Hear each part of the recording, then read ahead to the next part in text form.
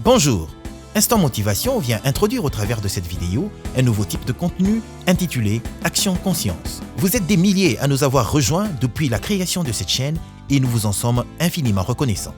La raison d'être de ce nouveau type de contenu est liée au désir de vouloir partager avec vous une série d'informations à caractère pratique portant sur notre croissance individuelle. En effet, il nous arrive d'être très souvent émerveillés à l'écoute de belles paroles motivantes sur le moment. Mais très vite, ces paroles passées, nous retombons dans notre routine de tous les jours et nous ne nous accomplissons vraiment pas. Nous aimons ces belles paroles, nous sentons qu'elles sont vraies, mais elles ne nous impactent pas sur le long terme.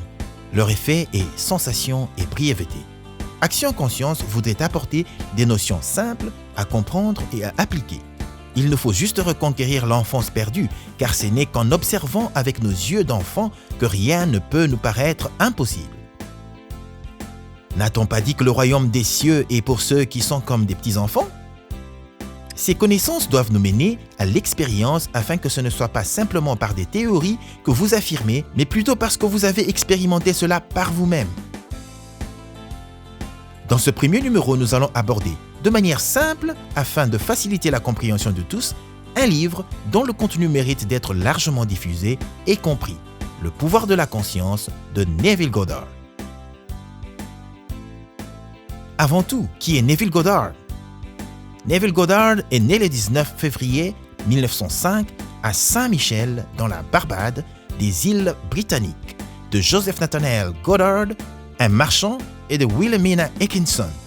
Neville était le quatrième enfant d'une famille de 9 garçons et une fille. En 1922, il est venu aux États-Unis à bord du SS Vasari pour étudier le théâtre à l'âge de 17 ans. Il est devenu danseur et pendant ce temps, il a épousé sa première femme et ils ont eu un fils ensemble, nommé Joseph Neville Goddard. Lors d'une tournée avec sa compagnie de danse en Angleterre, il a développé un intérêt pour la métaphysique après avoir entamé une conversation avec un Écossais qui lui a prêté une série de livres sur les pouvoirs de l'esprit. À son retour à New York, il abandonna l'industrie du divertissement pour consacrer toute son attention à l'étude des questions spirituelles et mystiques. Le premier mariage de Neville Goddard fut de courte durée et il resta célibataire pendant des années jusqu'à ce que, dans les années 1930, il rencontre sa deuxième épouse. Après leur mariage, ils ont eu une fille nommée Victoria. En 1943, il a été enrôlé dans l'armée américaine à 38 ans. C'est qu'il ne voulait pas, d'autant plus qu'il se sentait trop vieux pour devenir soldat et avait une femme et une fille à la maison dont il devait prendre soin. Grâce au pouvoir de l'imagination, comme Neville l'a dit dans sa conférence du 24 mars 1972, il a été honorablement libéré après seulement quelques semaines d'entraînement. L'une des conséquences de sa brève formation dans l'armée a été qu'il a reçu la pleine citoyenneté américaine, ayant été citoyen britannique préalablement. L'intérêt de Goddard pour l'interprétation mystique de la Bible s'est approfondi après avoir rencontré Abdullah, un juif éthiopien qui a donné des conférences sur le christianisme ésotérique et a enseigné à la fois Goddard et Joseph Murphy. Neville est allé l'entendre en protestant pour satisfaire l'insistance constante d'un ami, en disant « Je me souviens de la première nuit où j'ai rencontré Abdullah. J'avais volontairement retardé notre départ pour l'une de ces réunions parce qu'un homme en qui je n'avais pas beaucoup confiance avait insisté pour que j'y assiste. À la fin de la réunion, Ab m'a approché et m'a dit « Neville, tu as 6 mois de retard. » Surpris, j'ai demandé comment il connaissait mon nom quand il a dit « Les frères m'ont dit que tu serais ici il y a 6 mois. » Puis il ajouta « Je resterai jusqu'à ce que vous ayez reçu tout ce que je dois vous donner. Alors je partirai. » Lui aussi avait peut-être envie de partir, mais il a dû m'attendre. À partir de ce moment-là, Neville a étudié avec Abdullah en apprenant l'hébreu, la Kabbale et la signification symbolique cachée des Écritures. Après avoir beaucoup voyagé à travers les États-Unis, Neville s'est finalement installé à Los Angeles où, dans les années 1950, il a donné une série de conférences à la télévision et à la radio, pendant de nombreuses années. Au cours des années 1960 et au début des années 1970, il a confiné la plupart de ses conférences à Los Angeles, New York et San Francisco. Dans ses premières conférences et livres, Neville traitait uniquement de ce qu'il appelait la loi, la technique de création de sa réalité physique par l'imagination. En réponse aux questions sur la peur de l'enfer éternel et de la damnation que beaucoup ont, Neville a répondu avec une citation de l'Écriture. « Pas un seul ne sera perdu dans toute ma montagne sacrée. » Tu es Dieu, et comment Dieu pourrait-il éternellement se condamner? Jusqu'à ce que nous nous réveillions et fassions cette découverte, a-t-il dit, nous avons le privilège d'utiliser une loi, donnée par Dieu, pour amortir les coups de la vie. La loi, énoncée succinctement, est la suivante, dans les mots de Neville. L'imagination crée la réalité. Au cours des dernières années de sa vie, il a déclaré « Je sais que mon temps est court. J'ai terminé le travail pour lequel j'ai été envoyé et je suis maintenant impatient de partir. Je sais que je n'apparaîtrai plus dans ce monde en 3 dimensions, car la promesse s'est accomplie en moi. Quant à où j'irai, je te reconnaîtrai là-bas comme j'étais connu ici, car nous sommes tous frères, infiniment amoureux l'un de l'autre. » Neville Goddard est décédé à l'âge de 67 ans le 1er octobre 1972 à Los Angeles. Son travail est conservé sur Internet. Avant de pouvoir démarrer avec le premier chapitre, nous allons partager cette citation de Buckminster Fuller. On ne change pas les choses en combattant la réalité existante. Pour changer quelque chose, construis un nouveau modèle qui rendra l'ancien obsolète. Avec cette nouvelle série de contenus, nous souhaitons à chacun d'aboutir à la construction d'un nouveau modèle de pensée qui rendra l'ancien obsolète afin d'atteindre son idéal de vie. Ne nous dit-on pas soyons transformés par le renouvellement de l'intelligence? Passons maintenant au pouvoir de la conscience.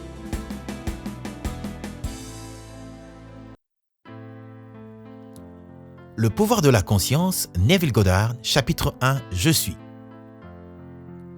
La conscience se manifeste sous plusieurs formes ou niveaux. Il n'y a personne qui ne soit pas tout ce qui est, car la conscience, bien qu'exprimée dans une série infinie de niveaux, ne peut être divisée. Je suis ne peut pas être divisé. Je peux me concevoir comme un homme riche, un homme pauvre, un mendiant ou un voleur. Mais le centre de mon être reste le même, quel que soit le concept que j'ai de moi-même. Au centre de la manifestation, il n'y a qu'un seul « je suis », se manifestant sous plusieurs formes ou concepts de lui-même.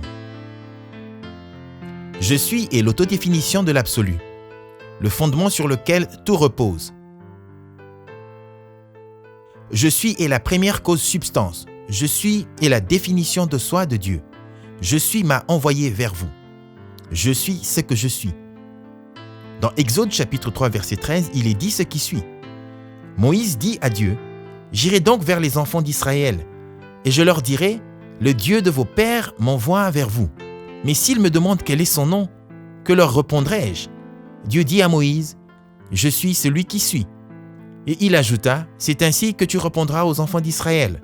Celui qui s'appelle « Je suis » m'a envoyé vers vous. » Reste tranquille et sache que je suis Dieu. Psaume 46, verset 10. La conscience d'être reste présente en permanence. Je peux oublier qui je suis, où je suis, ce que je suis, mais je ne peux pas oublier que je suis. Je suis est ce qui, parmi des formes non définies, est toujours le même. Cette grande découverte de la cause révèle que bon ou mauvais, l'homme est en réalité l'arbitre de son propre destin et que c'est son concept de lui-même qui détermine le monde dans lequel il vit et son concept de lui-même établit ses réactions à la vie. En d'autres termes, si vous êtes en mauvaise santé et que vous connaissez la vérité sur ce qui en est la cause, vous ne pouvez pas attribuer la maladie à autre chose qu'à l'arrangement particulier de la cause-substance fondamentale, arrangement qui a été produit par vos réactions à la vie et qui est défini par votre concept « je ne suis pas bien ». C'est pourquoi on vous dit « laissez le faible dire « je suis fort ». Joël 3,10. Car, par son hypothèse, la substance de la cause « je suis » est réarrangée et doit donc manifester ce que le réarrangement affirme. Ce principe régit chaque aspect de votre vie, que ce soit social, financier ou autre. Tout dépend donc de notre attitude envers nous-mêmes. Ce que nous n'affirmerons pas comme vrai pour nous ne peut s'éveiller dans notre monde. Votre conception de vous-même, telle que « je suis fort »,« je suis en sécurité » ou « je suis aimé » détermine le monde dans lequel vous vivez. En d'autres termes, lorsque vous dites « je suis un homme »,« je suis un père »,« je suis un Français », vous ne définissez pas différemment ce que vous êtes. Vous définissez différents concepts ou arrangements de la substance cause, celle que vous êtes. Même dans les phénomènes naturels, si l'arbre parlait, il dirait « je suis un arbre, un pommier, un arbre fécond ». Quand vous savez que la conscience est la seule et unique réalité, se concevoir pour être quelqu'un de bon, de mauvais ou d'indifférent ne peut qu'aboutir à cet état de choses. Vous êtes libre de la tyrannie des causes secondes, libre de la conviction qu'il y a des causes extérieures à votre esprit qui peuvent affecter votre vie. Si le concept de l'homme en soi était différent, tout dans son monde serait différent. Son concept de lui-même étant ce qu'il est, tout dans son monde doit être tel qu'il est. Ainsi, il est parfaitement clair qu'il n'y a qu'un seul je suis et vous êtes ce que vous êtes. Et tandis que je suis est infini, vous, par votre conception de vous-même, n'affichez qu'un aspect limité de l'infini je suis.